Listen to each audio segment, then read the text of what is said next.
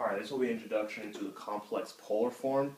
And basically, in complex analysis, you'll find that representing complex numbers in this form is actually very, very useful. And in a lot of theorems and a lot of concepts that I'm going to go over later on make extensive use of the complex polar forms. It's just ridiculously useful, and it's really hard to fully appreciate why that is the case when you first learn it. But basically, it's very important that we get a good understanding of the complex polar form, how to work with it, how to convert back and forth between the Cartesian form and the complex polar form. And with that, let's just get right into it. So basically, a complex number can also be written as r e to the I theta. And of course, this is another way of writing it. And so you have the radius, and then you have e to the I theta. Now, the radius is sometimes called the modulus of z, and it's written, with the absolute value bars. This is another way of, another way of saying it. And if you want to convert between the Cartesian and the polar form, we can just do what we do with vectors. We have the radius is equal to x squared plus y squared, where x is your real part and y is your imaginary part. It's very important not to include the y when you do this calculation because it's just not accurate. And of course, we want the angle is equal to arctangent of y over x. And again, this is very similar to what we have with vectors. And over here, I've drawn the Argand diagram, which is really just the complex plane, pretty much. And so on the y-axis, we have the imaginary part. On the x-axis, we have the real part. Kind of like what I believe I mentioned this in previous videos, but if I haven't, this is pretty much what it looks like. And pretty much all the geometric proofs in complex analysis, they use the Argand diagram and properties of it to establish results and so on. So basically, let's get right into examples. So let's say we have something like a complex number like z equals 4 plus 2i. Let's say we want to convert that into polar form. How will we do that? Well, we're going to use our formulas. So we have the radius is going to be equal to x squared plus y squared. Our x in this case is 4. So we're going to have 4 squared. Not very neat, but okay. 4 squared plus 2 squared. Remember, I just took the 2 out of here. I left the I alone. You have to make sure you leave the I alone. So here we're just going to get 16 plus 4, and that's equal to the square root of 20. So we can say the radius, which is also the modulus of z, is equal to square root of 20. And if you want, you can simplify that as 2 square root 5. If you want to simplify it.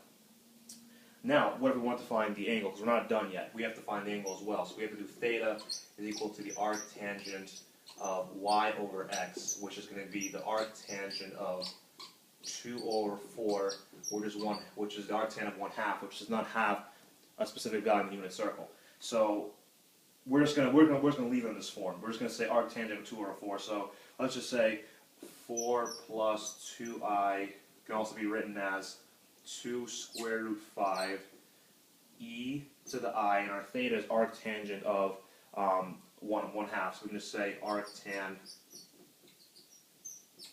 1/2.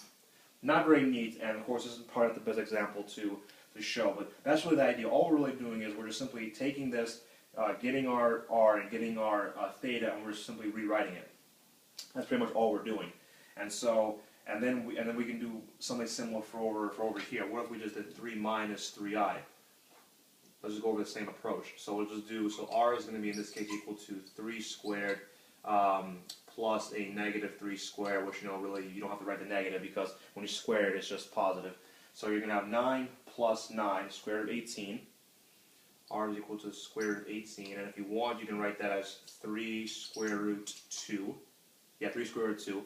And arctangent of y over x is going to be arctangent of negative 1. This is a better example because this is going to be just equal to, theta is going to be equal to, I think it's it's going to be 3 pi over 4. 3 pi over 4.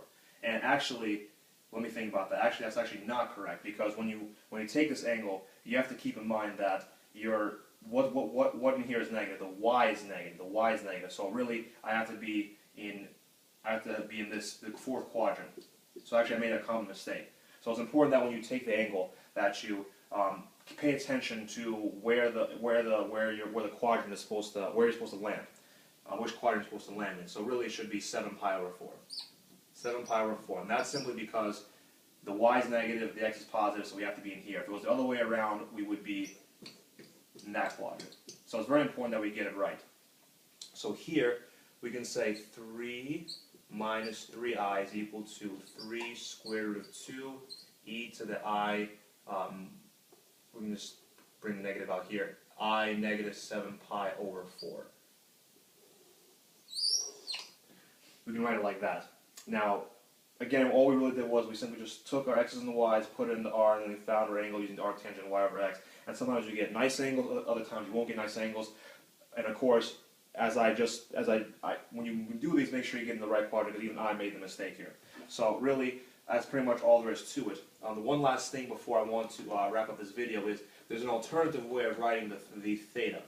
You can sometimes you see theta written as the arguments of z. It's written as arg z, and all it really means is it means theta. So if we have something like, let's say we have a number like this, 3e to the I of pi over 4. That can also be written as same thing as 3e I arguments of pi over 4. That's what you can write. You can also write it like that. So that's pretty much all there is to the polar form, at least the basics of it. I'll see you guys in the next video.